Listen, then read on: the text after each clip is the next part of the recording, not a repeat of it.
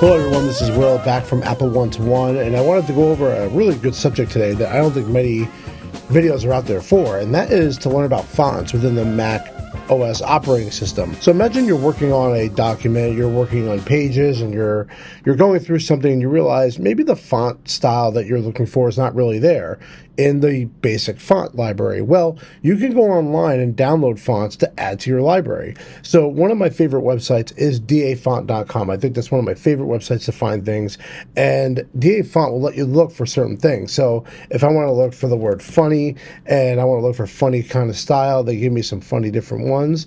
I'm going to go under themes and I'm just going to look around for a basic one that we're going to use. I'm going to use school for script, and we'll just pick one of these ones out. That doesn't really matter. So we're going to do learning curve. So what this is going to do, it lets me download the font to my downloads folder. Now that it's there, when I open my downloads folder, I can go to the folder, and then there's something called a TTF file, and a TTF file is the font library file.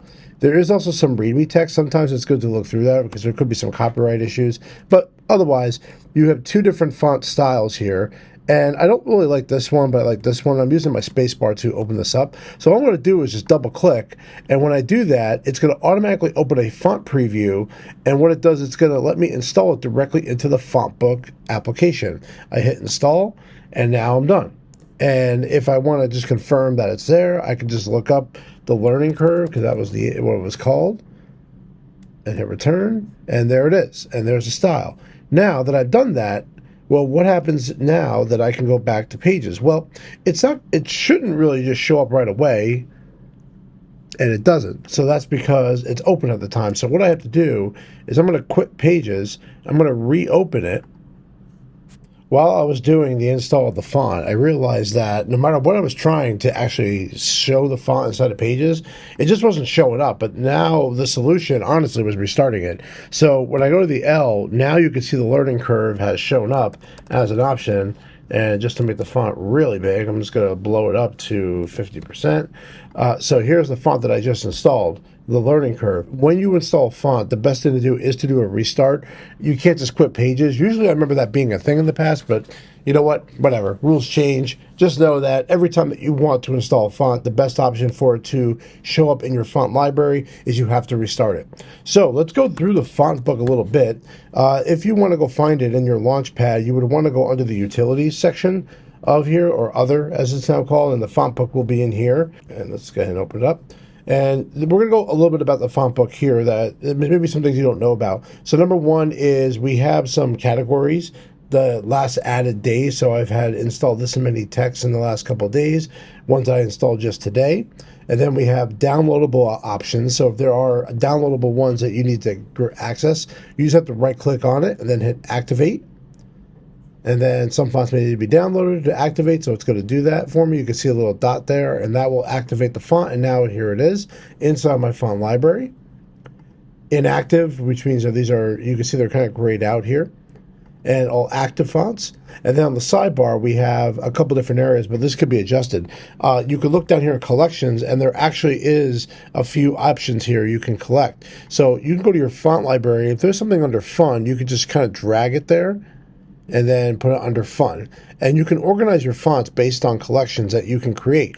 So you could just right click on it, go to new collection, and that will create a collection. If you want to do a smart collection, it's really no different than any other smart collecting that we've talked about in the past. So you could do smart collection where you can automatically tell it to do things. So for instance, they have one called fixed width on here, and these are all the fixed width fonts if you need to organize it that way. I'm not going to go dive too into the smart collections because I don't know how many people really utilize that, but there are ways to do it. Let's go into the settings of FontBook. So under General, show waterfall sample. Just so you know what a waterfall sample is, it shows a line of sample text at multiple font sizes when you preview the font. You can also resolve duplicates by moving files to the trash when possible.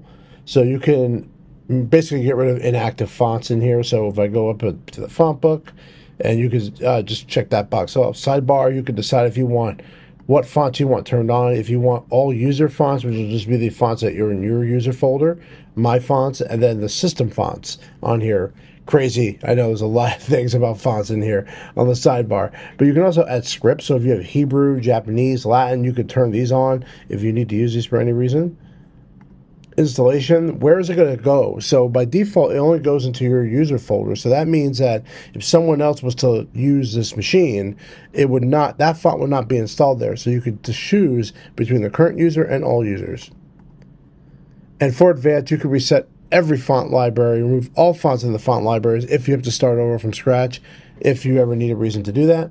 Now with fonts too, you can also choose between how you want to look at the fonts. So this is pretty much like dafont.com is, where you can actually see a full sentence of what it would look like. So you can choose between just seeing the fixed, just seeing like the typeface, or if you want to see the actual full sentence of what it would look like. And then they have it in list format and also format if you really need to know that. You can also zoom in and out. You can hit I for info. If you click the font, it will show you information about that font. And that's pretty much it for fonts. So look around on websites. So like I said, dafont.com, if you just type of fonts for Mac, you can find so many different websites where you can find so many different fonts that you could download. So again, if you're going to download it, just hit the download icon. It'll download it to the folder, open it up. And look, this one has like a ton of fonts here. So I'm going to actually just go click on one, highlight them all at the same time using my shift key. And then I'm just going to drag them into the font book. And here comes they're validating everything. And as you can see, because there's different ones here, this would be a little insane. I don't think I'm going to do this, but that's an example of if you had to do more than one at a time. So some fonts will have a bunch of different versions of it if you like. And let's go through this one. And maybe I won't install all of them, but I'll install like certain versions. But there's just so many different looks and styles that you can use for this font book. They have a 3D and then whatever that means. Install it, and then it's installed here now. And that's it. So a little bit about the font library, just something to think about. Remember, every time you install a font, make sure you restart your computer for it to take active. Go inside your font book. Make sure you just look around here in case you want to clean it up or download some fonts, or if you have other languages that you need to know about, that you can go into this, you can turn on the scripts feature that will allow you to do scripting within that language. And that's it for the font book. So I hope you guys got some lessons out of this. Thank you very much, and I love every single one of you.